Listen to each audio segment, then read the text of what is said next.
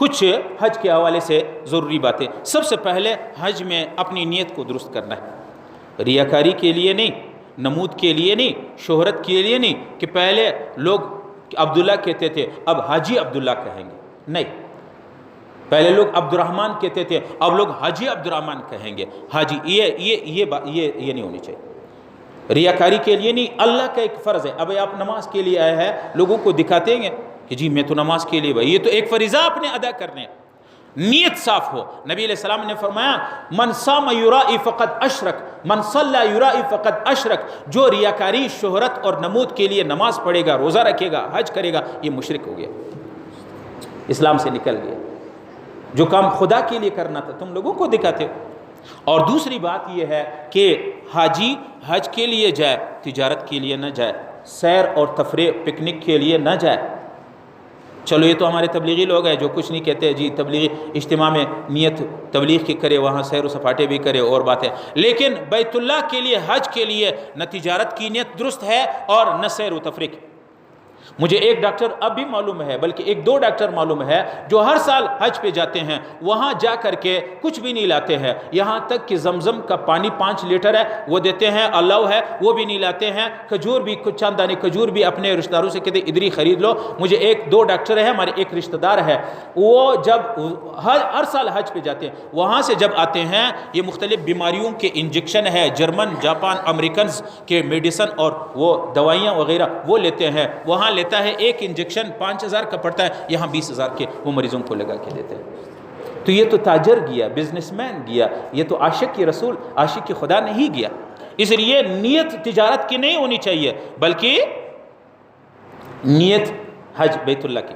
बाज़ लोग यहाँ हज से जाते हैं, हज पैसा जमा करते हैं, वहाँ जाके बैतुल्लाह में भीख मांगते हैं।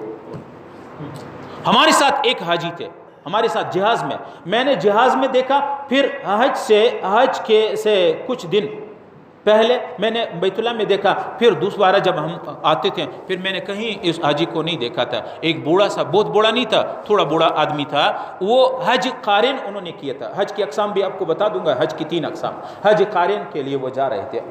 जब हज से 3-4 दिन पहले हम मीना नहीं गए हुए थे, मैंने यहाँ हज इस तरफ जब आप निकलोगे शमाल की तरफ, वहाँ ये अबू जहल की जहाँ जगह घर है वहाँ बैतुल खला बाथरूम बने हुए, इस वज़ू खानों के बाहर मैला कुचैला एहराम था, उसमें से लेटा हुआ था और हाथ यूँ फैला हुआ भीख मांग रहे थे।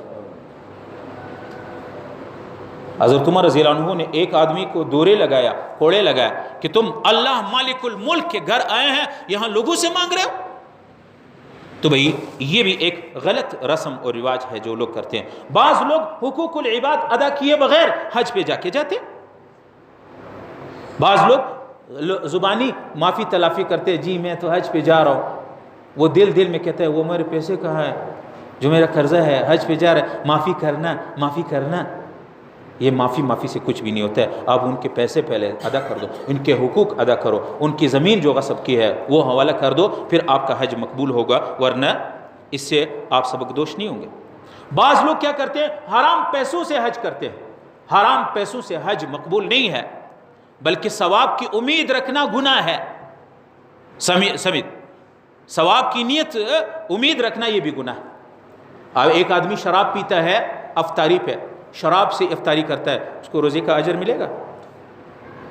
हराम पैसों से जा करके, सूद के पैसों से, रिश्वत के पैसों से और हराम के पैसों से लोगों के ज़मीनें हड़प करके, लोगों के बहनों के हुकूक हराम पैसों से जाके हज करते हैं, इसके हज के कोई फ़ायदा नहीं। और बाज़ लोग क्या करते हैं, हज जाने के लिए, भाई आपके ऊपर जब हज फ़र्ज़ नहीं है तो आप आराम से बैठो। हज के लिए, टिकट के लिए, हज के लिए लोगों से भीख मांग रहे, रिश्तेदारों से कहते हैं यार इतने खबर है हज रज़म बोला पीसी मी से कमी थी, बोला मेरे कुछ पैसे कम है, हज के लिए जा रहा हूँ। जो बड़े सरमादार लोग उसके पास गया, हज के लिए जा रहा हूँ, पैसे कम है। कितना कम है? 1.5 लाख कम है, 2 लाख कम है। भाई जब कम है तो आपके ऊपर हज नहीं है, ये भीख मांगना तो हराम है, क्यों मांग रहे हो? और बाज़ लोग क्या करते हैं, नामोहरम औरतों को अपने साथ मोहरम बताते कि ये मेरे मोहरम है। और बाज़ लोग मर्द भी करते हैं, औरतें जाती हैं हज पे, नामोहरम आदमी को अपने मोहरम बताते। जब हज की इब्तिदा आगाज़ वो हराम और झूठ और धोखे से हो गया तो आगे फिर आप क्या करोगे? फिर उसमें ये कई गुनाह होते हैं। नामुहर्रम आदमी आपने मुहर्रम बताया, उसके साथ हज की सफ़र में बातचीत करना, हेलो हाय करना, उसके साथ उठना बैठना, ये एक तो गुनाह हो गया, बेपर्दगी हो गया और धोखाधड़ी है, झूठ है। जिस मुक़द्दस सफ़र के लिए तुमने इब्तिदा झूठ क्या कर दिया तो आगे क्या होगा? इसलिए हज एक मुक़द्दस, मज़ीद इंशाअल्लाह हज के अहकाम और हज का अमली और प्रैक्टिकली तरीका, एहराम कैसे बांधा जाएगा, एहराम का तरीका, हज की नियत और हज यहाँ से जाते हुए वहाँ जा कर के हज के अक़साम, हमारे यहाँ अक्सर लोग हज तमत्तो करते हैं। हज तमत्तो का तरीका, उम्रे का तरीका, हज का पहला दिन, दूसरा दिन, तीसरा दिन, आपको सब तरीका प्रैक्टिकली इंशाअल्लाह आपको बता दूंगा। अल्लाह रब्बुल आलमीन इस पढ़ने सुनने को अपने बारगाह में कबूल फरमाए। व आखिर दावाना अनिल हम्दुलिल्लाहि रब्बिल आलमीन।